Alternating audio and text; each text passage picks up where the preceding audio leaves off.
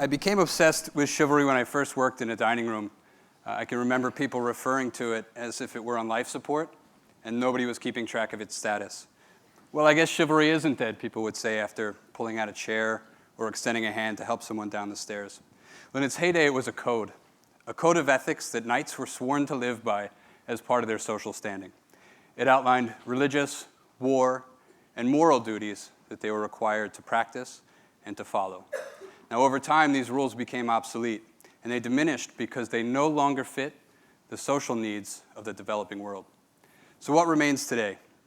Well, I asked around to find out what people thought of when they heard the word chivalry, and found that we use the word very loosely, and most often only to describe a courteous act. The most common response? Holding open a door. Now, if this were the case today, most of us would probably wait for the next one, or find another way up, maybe even take the stairs. But if the idea still exists, even though the majority of its practices are no longer relevant, it has to evolve. And so naturally, I looked within my window of the world, and what I saw was a dining room. And what I found in that room was a set of ideals, moral standards, and most importantly, a code. Growing up in a restaurant, you acquire all of the things that make you hospitable. You're taught to open doors, to pull out chairs. You learn to be courteous and compassionate, to listen and to care. You get immediate results of being warm, thoughtful, and understanding, and are encouraged to grow through instant gratification of a job well done or a repeat visit from a guest. You even get to learn what happens when you fail. The right restaurant doesn't make you a good waiter or waitress. It makes you a good person that, above all, puts others' needs first.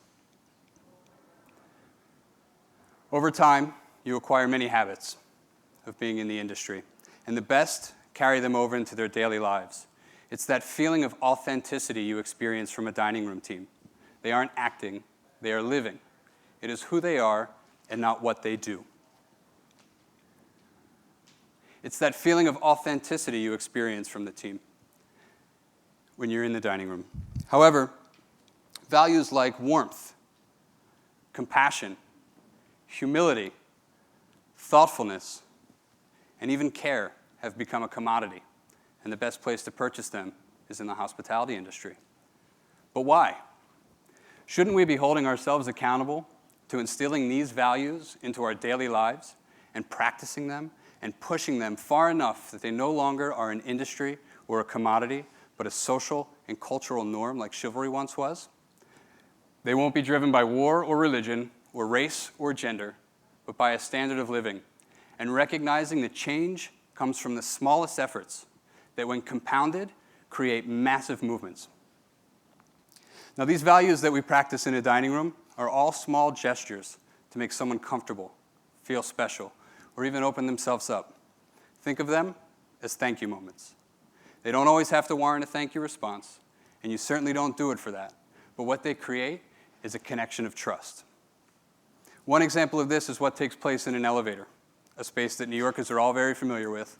We're in elevators a lot, and they're not a common place for conversation, except for the occasional insincere question of, how you doing? Answered with another insincere question of, how you doing? But watch what happens the next time someone's rushing towards the door, and the door is closing and you are on the inside, and you choose to sacrifice 20 seconds and personal space to stop the door and let them in. It's an incredibly rare moment of elevator conversation that usually begins with a thank you and develops from there, all coming from that common experience of trust. Moments like that exist every day, and they not only have an impact on the way that you feel, but can change the perspective or outlook of another person.